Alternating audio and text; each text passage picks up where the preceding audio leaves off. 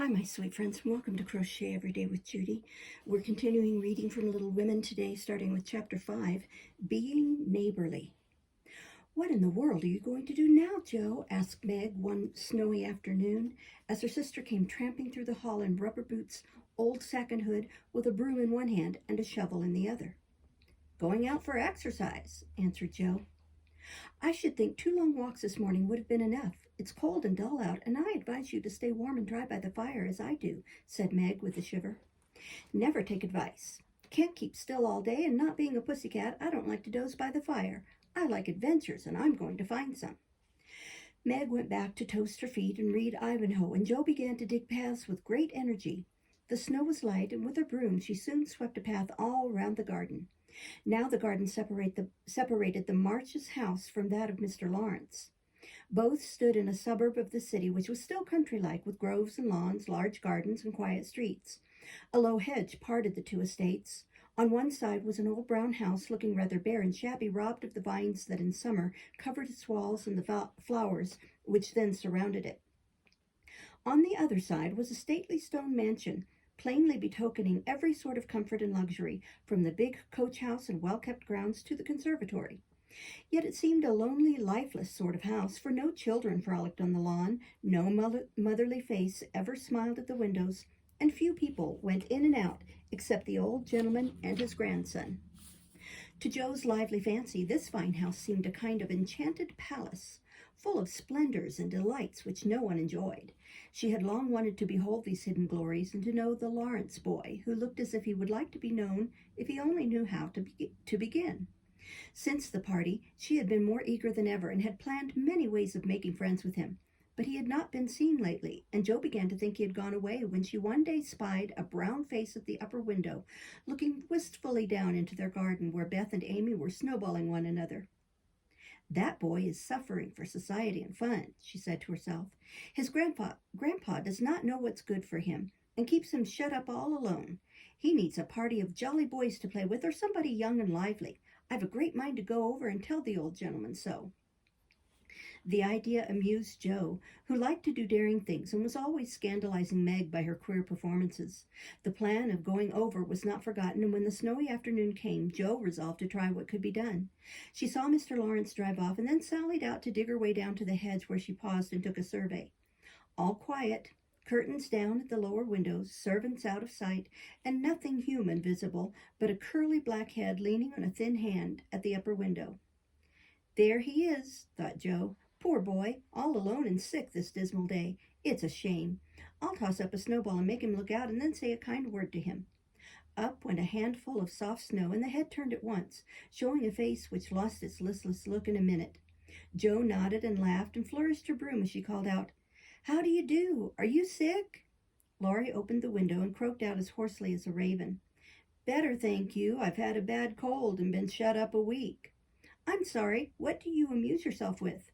"Nothing. It's as dull as tombs up here." "Don't you read?" "Not much. They won't let me." "Can't somebody read to you?" "Grandpa does sometimes, but my books don't interest him, and I hate to ask Brooke all the time." "Have someone come and see you then." "There isn't anyone I'd like to see. Boys make such a row, and my head is weak."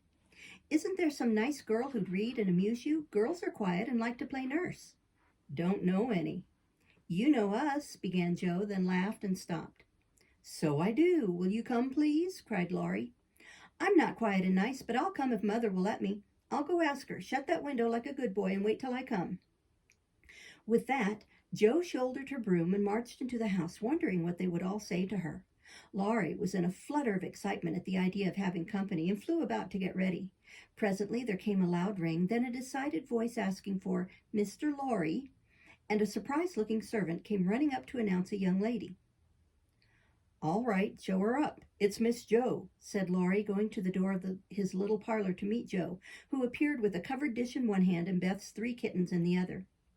"Here I am, bag and baggage," she said briskly. "Mother sent her love and was glad if I could do anything for you. Meg wanted me to bring some of her blancmange. She makes it very nicely, and Beth thought her cats would be comforting. I knew you'd laugh at them, but I couldn't refuse. She was so anxious to do something. It so happened that Beth's funny loan was just the thing, for in laughing over the kits, Laurie forgot his bashfulness and grew sociable at once. "That looks too pretty to eat," he said, smiling with pleasure as Joe uncovered the dish and showed the blancmange, surrounded by a garland of green leaves and the scarlet flowers of Amy's pet geranium. "It isn't anything, only they all felt kindly and wanted to show it. Tell the girl to put it away for your tea. It's so simple you can eat it, and it will slip down without hurting your sore throat. What a cozy room this is." "It might be if it was kept nice, but the maids are lazy, and I don't know how to make them mind. It worries me." "I'll write it up in 2 minutes, for it only needs to have the hearth brushed so, and the things made straight on the mantelpiece so, and the books put here, and the bottles there, and your sofa turned from the light, and the pillows plumped up a bit. Now then, you're fixed." And so he was, for as she laughed and talked, Joe had whisked things into place and given quite a different air to the room. Laurie watched her in respectful silence, and when she beckoned him to his sofa, he sat down with a sigh of satisfaction, saying gratefully, "How kind you are. Yes, that's what it wanted. Now, please take the big chair and let me do something to amuse my company." "No, I came to amuse you. Shall I read aloud?" And Joe looked affectionately toward some inviting books nearby. "Thank you, I've read all those, and if you don't mind, I'd rather talk," answered Laurie. "Not a bit. I'll talk all day if you'll only set me going. Beth says I never know when to stop." "Is Beth the rosy one who stays at home a good deal and sometimes goes out with a little basket?" asked Laurie. "Yes, that's Beth. She's my girl, and a regular good one she is, too." "The pretty one is Meg, and the curly-haired one is Amy, I believe." "How did you find that out?" Laurie colored up, but answered frankly, "Why, you see, I often hear you calling to one another, and when I'm alone up here, I can't help looking over at your house. You always seem to be having such good times. I beg your pardon for being so rude, but sometimes you forget to put down the curtain at the window where the flowers are, and when the lamps are lighted, it's like looking at a picture to see the fire, and you all round the table with your mother. Her face is right opposite, and it looks so sweet behind the flowers, I can't help watching it. I haven't got any mother, you know." The solitary, hungry look in his eyes went straight to Joe's warm heart. She had been so simply taught that there was no nonsense in her head, and at 15 she was as innocent and frank as any child. Laurie was sick and lonely, and feeling how rich she was in home love and happiness, she gladly tried to share it with him. Her face was very friendly, and her sharp voice unusually gentle as she said, "We'll never draw that curtain any more, and I'll give you leave to look as much as you like. I just wish, though, instead of peeping, you'd come over and see us. Mother is so splendid, she'd do you heaps of good, and Beth would sing to you if I begged her to, and Amy would dance, Meg and I would make you laugh over our funny stage properties, and we'd have jolly times. Wouldn't your grandpa let you?" "I think he would if your mother asked him. He's very kind, though he does not look so, and he lets me do what I like pretty much, only he's afraid I might be a bother to strangers," began Laurie, brightening more and more. "We are not strangers, we are neighbors, and you needn't think you'd be a bother. We want to know you, and I've been trying to do it this ever so long. We haven't been here a great deal, you know, but we have got acquainted with all our neighbors but you. You see, Grandpa lives among his books and doesn't mind much what happens outside. Mr. Brooke, my tutor, doesn't stay here, you know, and I have no one to go about with me, so I just stop at home and get on as I can." "That's bad. You ought to make an effort and go visiting everywhere you are asked. Then you'll have plenty of friends and pleasant places to go to. Never mind being bashful. It won't last long if you keep going." Laurie turned red again, but wasn't offended at being accused of bashfulness, for there was so much goodwill in Joe it was impossible not to take her blunt speeches as kindly as they were meant. "Do you like your school?" asked the boy, changing the subject. "Don't go to school. I'm a businessman. Girl, I mean. I go to wait on my great aunt, and a dear cross old soul she is too," answered Joe. Laurie opened his mouth to ask another question, but remembering just in time that it wasn't manners to make too many inquiries into people's affairs, he shut it again and looked uncomfortable. Joe liked his good breeding and didn't mind having a laugh at Aunt March, so she gave him a lively description of the fidgety old lady, her fat poodle, the parrot, and the library where she reveled. Laurie enjoyed that immensely. "Oh, that does me no end of good. Tell on, please." Much elated with her success, Joe did tell on, all about their plays and plans, their hopes and fears for father, and the most interesting events of the little world in which the sisters lived. Then they got to talking about books, and to Joe's delight, she found that Laurie loved them as well as she did, and had read even more than herself.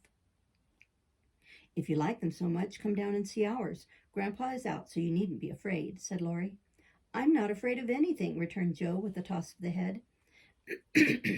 I don't believe you are, exclaimed the boy, looking at her with much admiration, though he privately thought she would have good reason to be a trifle afraid of the old gentleman if she met him in some of his moods.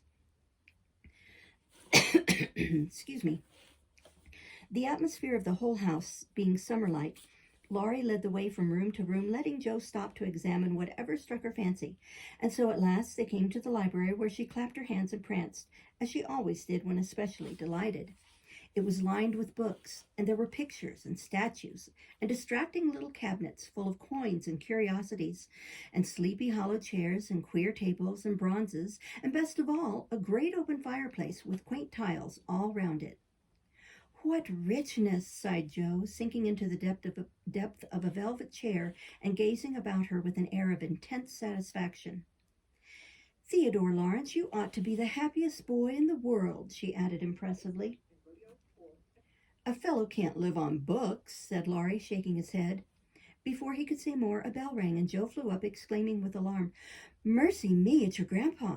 Well, what if it is? You aren't afraid of anything, you know, returned the boy, looking wicked.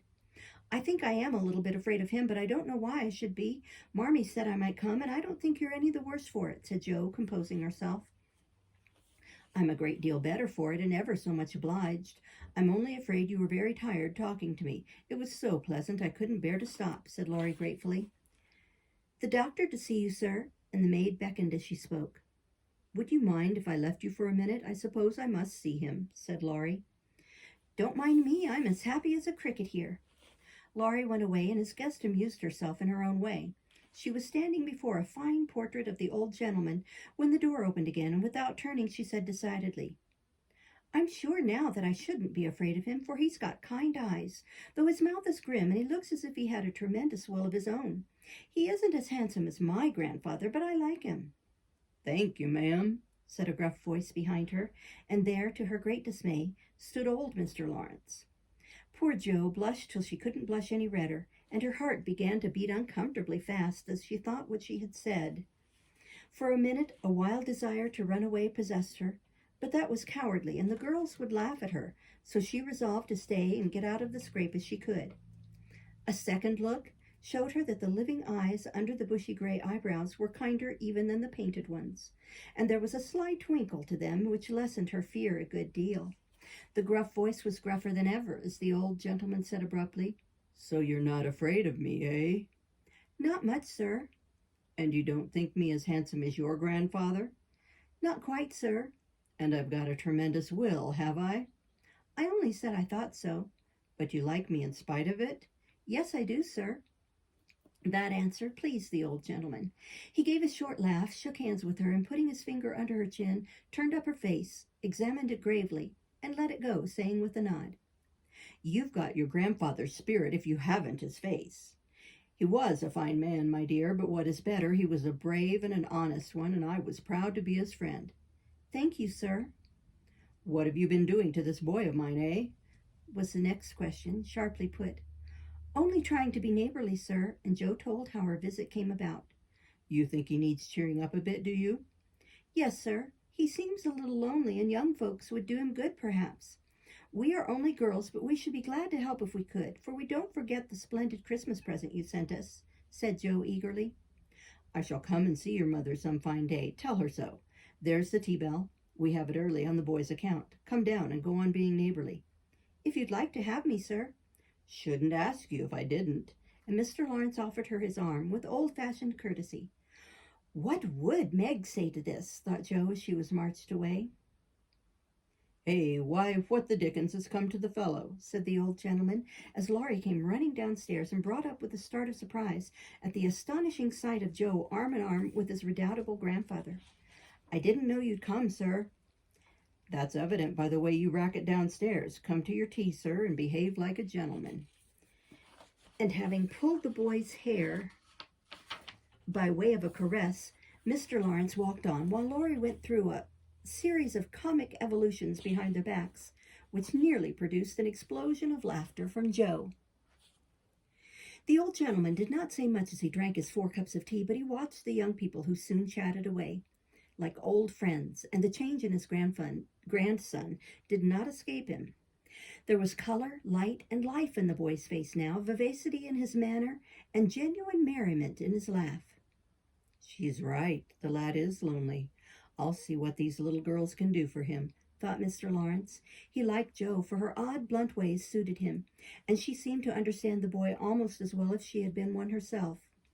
If the Lawrences had been what Jo called prim and poky, she would not have got on at all, for such people always made her shy and awkward. But finding them free and easy, she was so herself and made a good impression. When they rose, she proposed to go, but Laurie said he had something more to show her, and took her away to the conservatory. It seemed quite fairy-like to Jo as she went up and down the walks, enjoying the blooming walls on either side, the soft light, the damp, sweet air, and the wonderful vines and trees that hung above her. Her new friend cut the finest flowers till his hands were full. Then he tied them up, saying with a happy look Jo liked to see, "Please give these to your mother and tell her I like the medicine she sent me very much."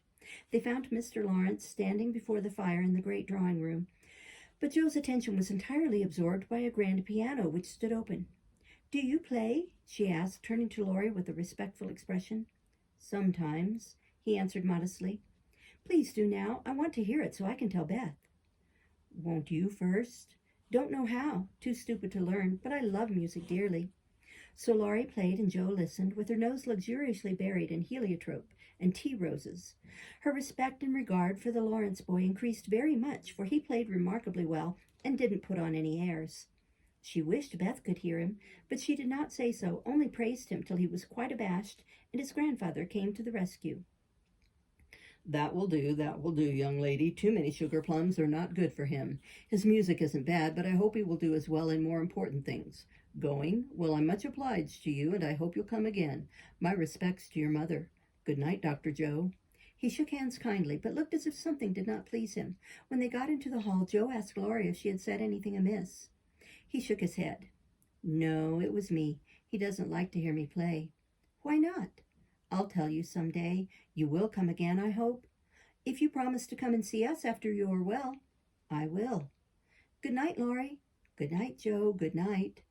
When all the afternoon's adventures had been told, the family felt inclined to go visiting in a body, for each found something very attractive in the big house on the other side of the hedge. Mrs. March wanted to talk of her father with the old man, who had not forgotten him. Meg longed to walk in the conservatory.